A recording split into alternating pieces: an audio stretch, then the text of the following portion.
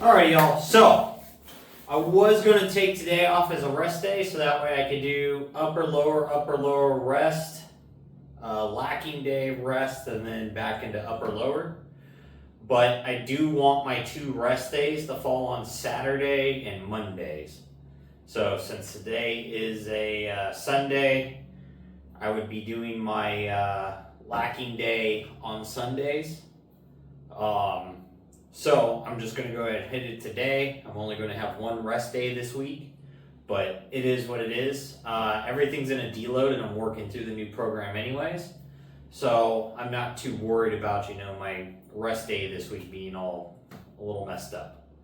But with that, first exercise we're going to do on our lacking days is going to be shrugs. I want some bigger traps. I don't really have a large defined trap unless I really try and flex this thing. But where it is now flexed is where I want that guy to be just all the time. So I feel like not having larger traps definitely makes your back look kind of smaller. And from the front, you lose a lot of that thickness and mass in the top of your body. Even if you have really wide shoulders, if your shoulders are just flat into your neck, it looks kind of weird. It's just not proportional looking when you don't have that little ramp coming into your neck. So with that, starting with shrugs today. I went ahead and warmed up first with a 135 for 5, 225 for 5. Now I've got 275 on here. Our sets are for 5 to 8 reps. So we're just going to shoot for 5 today at 275, 3 reps or 3 sets. So let's go ahead and get these guys knocked out here and see if 275 is a little too heavy.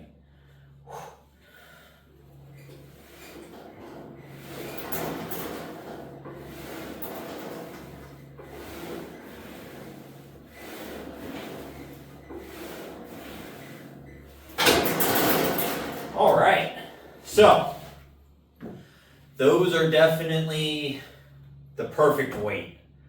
It's a little struggling. I could definitely get to 8 if I wanted to force them out. 5 feels really good right now, so that's going to give me that room to work up over the next couple weeks rep-wise. Those pre-workout little hiccups. So with that, I think that's going to be very effective inside of that rep range. I normally don't train traps with low volume and higher weights. Normally, I'm doing sets of 10 or 12 at 225. So I'm going to switch up that training some and see if the higher weight, lower rep stimulus starts to bring some growth in over the next few weeks or a month or so, a couple months. But that is the game plan on that there. After shrugs, we're going to go ahead and move into doing forearm curls and forearm extensions. So that way I can start working on building the brachialis up right here, getting a little girth in on the bottom of the forearm. And also the big majority reason why I want to start working forearms is I broke this arm, the ulna here on the inside. When it healed, it didn't quite heal, right. Anyone knows if they've ever broken a bone, the joints that are on each side of that bone are never the same after that. So I kind of deal with a lot of wrist pain, and I feel like most of it is just because of the lack of wrist strength I have now. That's because I haven't done forearms in 10 years, really. I mean, I've trained them off and on here and there, but never really have focused on them, and so we need to bring them back up. Because I want to get bigger arms, and if you don't have bigger forearms, your arms look kind of funny. So, and I'm also hoping it takes care of the wrist pain that I'm having. Alright, so, first up here that we're going to do is forearm curls. So that for me, that's turning my palms up, rotating in, and just really trying to squeeze and bring that forearm back. You're really going to feel it engage this inner side of your forearm. So, the way that's most comfortable for me to do it and to keep it consistent is just sit on a bench, get your wrist out over the edge of the bench there, let your wrist down, and let that weight roll down into your fingertips, roll it back up, and then curl that weight in. By doing that, you're going to work on your grip strength and that finger strength to hold on to things. So also as your deadlift goes up and your back strength increases, your ability to hold on to the weight that you're going to need to work at is going to increase.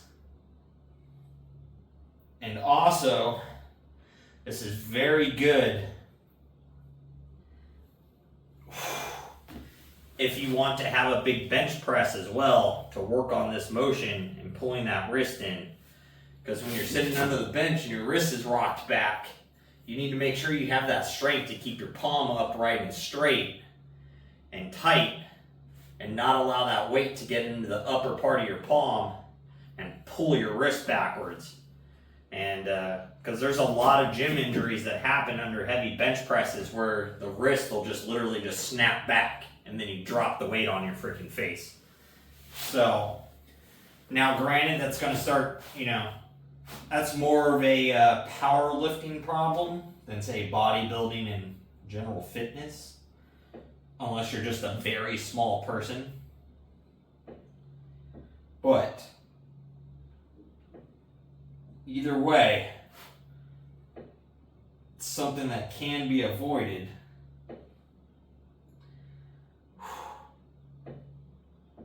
And I know these look kind of silly, and it doesn't look like there's much to it, but you will feel your forearms just start burning. Ugh. So, I've got 2 more sets of these to do, and then we'll go ahead and move into forearm extensions, which is just now the opposite of that. So we're going to let our wrist sit down and just pull that right back up. You're going to feel that get into the brachialis, and then that's what's really going to build that big upper and outer forearm. So let me go ahead and get to those things, and I'll bring you back for them. All right, so one of the funny things that I was just thinking about while I was finishing my wrist curls and doing the first 2 sets of extensions is forearms are kind of like calves, You'll always hit your biceps, your triceps. It's just like hitting your quads and hamstrings on your leg day. Biceps, triceps for arm day, they're going to get a lot of focus. But no one ever focuses a lot on their calves, and no one ever focuses a lot on your forearms. So, which is kind of funny because big forearms, strong forearms lead to a lot of grip and wrist stability, which you need to do just about everything. And if you think about it, the stronger your calves are, the stronger you've made your ankles and all of the little muscles in there that work on stability and keeping your feet aligned at the same time. So now you're prone to less injury, and it gives you a stronger base for everything else to work from. So if we're basically neglecting the foundations of our pyramids here, you can't really expect the rest of everything to build and stay stable and strong, because I can notice it when I do curls, that especially in my left arm, that as the weights are going up, my wrist just really gets pulled down, and then I'm focusing more on trying to hold my wrist up, and the pain and discomfort that I get from just that sheer load being pulled down on my wrist, because my forearm's just not strong enough to support the weight that my bicep wants to work out. So let's not forget about these little muscle groups, because these guys are just as important as the rest of the muscles.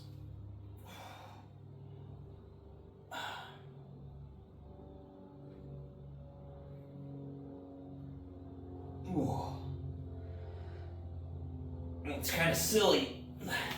Truthfully, I think these are harder to work out than it is your freaking biceps and your triceps.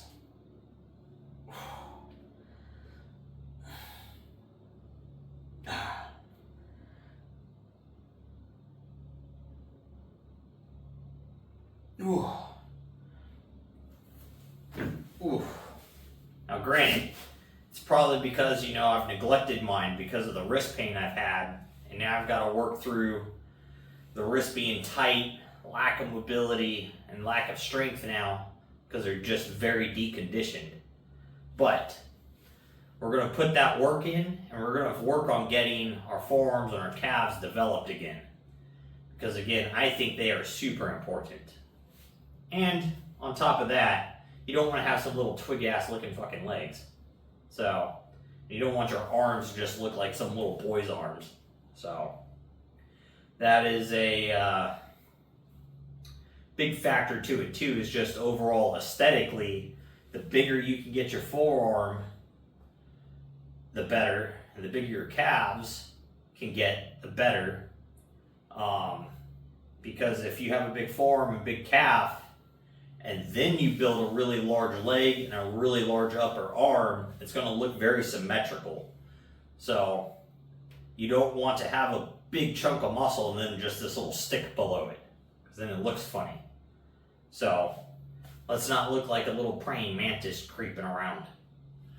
So with that, next I've got short bar curls and close grip lat pull downs. I think I'm going to go ahead and do those as a superset. So let me get that set up, get through my first couple sets, and then I'll bring you back for how I'm doing those. We've gone ahead and done our first two supersets here of short bar curls with close grip lat pull downs. So let's go ahead and knock out this last set here. So the reason why I've got biceps on here is because they are lagging behind my triceps in development. So we're not going to do any tricep work today.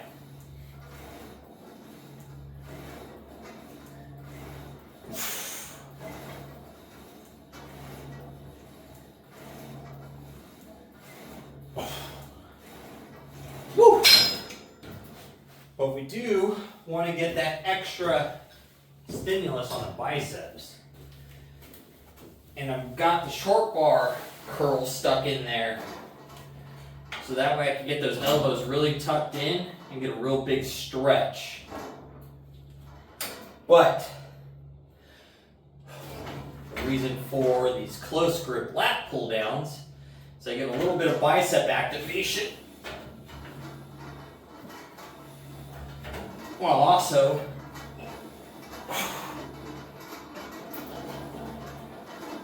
getting that upper lat.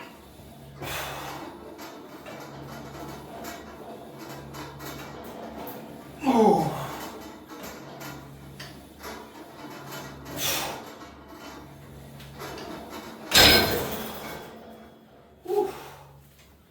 So I want some more growth in my lats.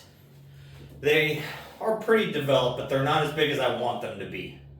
So comparative to my chest is pretty developed. My lats are definitely noticeable, but I want them to be much larger. So get a lot bigger of that Dorito shape, more or less, that upside down triangle. So they're there to get the work. And also with that close grip pull down, not only does it get into the upper lat, it gets into the rear delt, down here in that bottom portion under load. And the rear delt, so it really gives you that roundness from the side of your shoulder there. So we definitely want to get that thing developing. I've got to look at my upper body days. I know I have face pulls in there. I don't know if I have a rear fly in there. I think I actually do. I think it's on the first day. So I'll double check that. If I don't, that'll be getting added into one of the upper body days.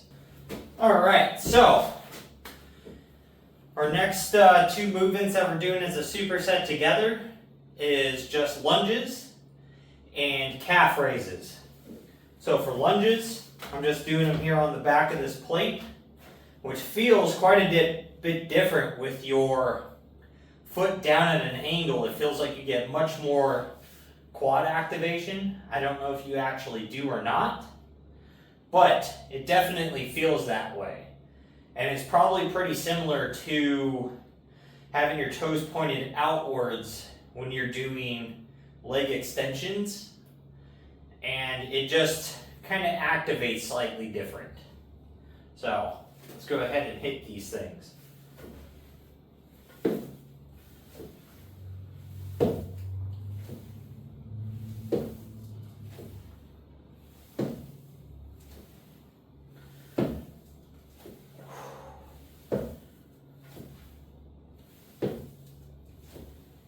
What I want to do while I'm doing these is I'm allowing my body, instead of stopping here, I'm letting my leg come down to where I get into a 90 degree or further with that quad. So one, I get a bigger stretch.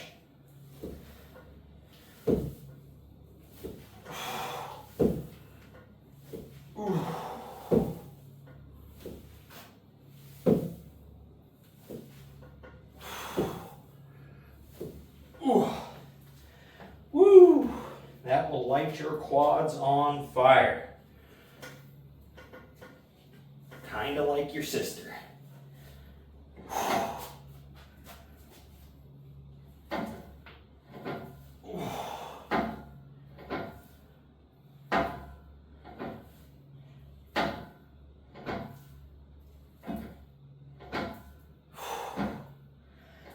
And then on these calf raises,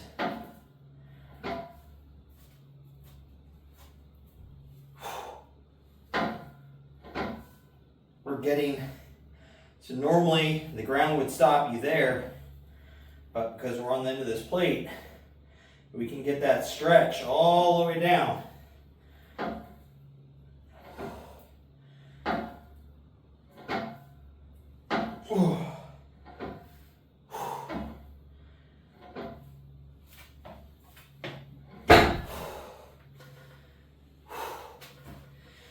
Because unlike your mom, stretching out your calves is a great way to get them to grow. So, we got axe chops to do next for core, and then we get to get out of here. This accessory day isn't super heavy. It's, I mean, I guess in a way, you know, traps are heavy and the lat pull down's heavy-ish, but it's not a super intensive, just trash your entire body. It's very targeted just to those lacking muscles, because normally the lacking muscles are going to be small little muscle groups. The intensity gets to be a little higher, but the sheer just load and beat down on your body is not that high. So the workout tends to go really quick because your recovery between sets is short. Because, you know, if you bang out a set of curls, you can hit your next set in 20 to 40 seconds.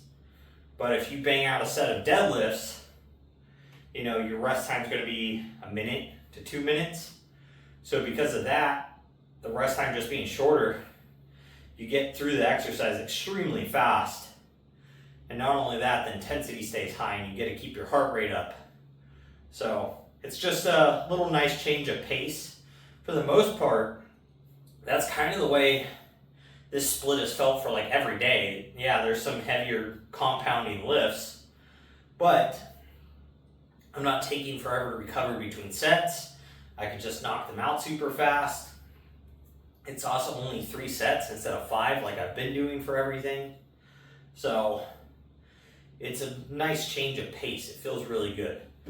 If you guys have done an upper lower split before, drop the comments below on how you guys felt.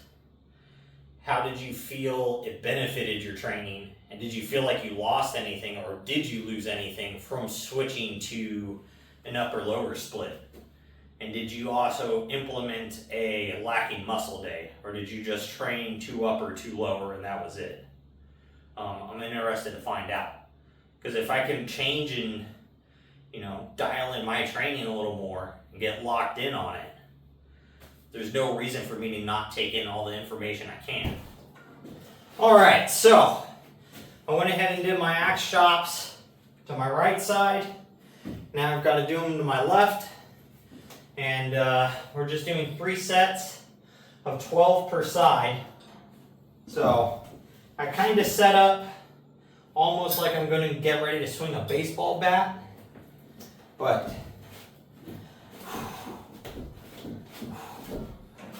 get it slightly pulled down so you're under tension. And with leaving your elbows locked in, just right out front of yourself. You're just going to twist your core only.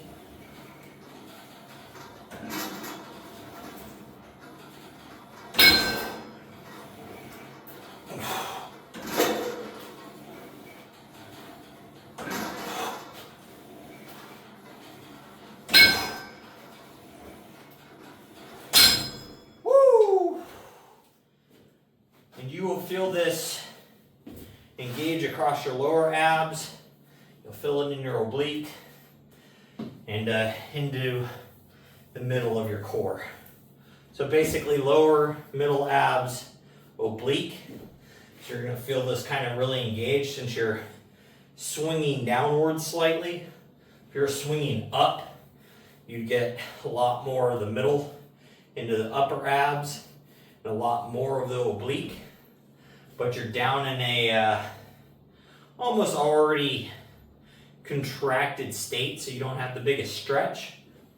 But this is what we're doing to get rotational stability. So it's more of a functional training type of exercise than it is for strength and mass. Similar to kind of like Russian twists, but with less stress. Those I will end up programming in at some point. I just kind of got to figure out how I want to set up to do those. Probably something with like the bench, and I'll use the barbell to hold my feet down. And then that way I can get a big lean. But for now, until I get to that core strength level, we're going to do axe chops, or maybe we'll just do like some oblique crunches using the rope and just pulling it down. Because I don't like doing raises with like a dumbbell or something, because then you're kind of like loading your spine to one side, and I feel like it's an easy way to injure yourself. And if you're holding 2 dumbbells and you're just going back and forth, you're not doing anything because you have the same load on both sides. So you're just a pendulum. So you have to hold one dumbbell or one plate or whatever at a time to really get that stretch down, and then that big squeeze over to one side. But if you do it with a rope, you can just get that pull going downwards without loading your spine any. So much more effective. But since we're doing cable crunches, then leg lifts, the cable crunches is hitting mostly our mid and upper abs. Leg lifts are going to hit a lot of the lower ab, a little bit of the oblique and the hip flexors. And hitting this is going to hit a lot of lower and mid ab with obliques. So you kind of hit all the sections of the core. So the only thing I'm missing is back extensions, and that's just because I don't currently have a way to effectively do them. But we'll figure something out in time. But for now, I'm going to finish these up, and then going to go ahead and get my evening cardio in. So make sure you guys are out there, you're working toward your goals, and most of all, just don't be a lazy fuck.